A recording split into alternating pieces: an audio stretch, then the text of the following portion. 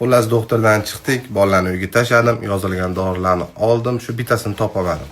Telegramdan qidirdim, telefon qilganlarimda ham ko'p joyda yo'q ekan, bitta joyda o'sha Yunusobod 19-kvartal atrofida bor ekan. Bordim, oldim, laboratoriyaga berish kerak edi, o'sha soat 10 ga qarab ketyotgandi. Shoshib chiqib ketyotgandim, eshikni ochib, bitta ayol kirib olgan ekanlar, eshikka qo'llarini uzatib, bir qadam orqaga tashladimda, eshikni ochib kiravering dedim. Mana haqiqiy super otasi dedilar. Rahmat dedim, tanib qoldingiz desam, ha tanib qoldim dedilar, chiqib ketdim. Bu yerda gap eshikda emas, bu oddiy narsa, sizni ota-onangiz bergan tarbiyasini ko'rsatadi, sizni tarbiyangizni ko'rsatadi, bu yoqdan примерно bolalaringizni qanaqa tarbiya qilayotganingizni ko'rsatadi. Aytmoqchi bo'lganim, elementarniy oddiy narsalarni bolalarimizga o'rgatishimiz kerak.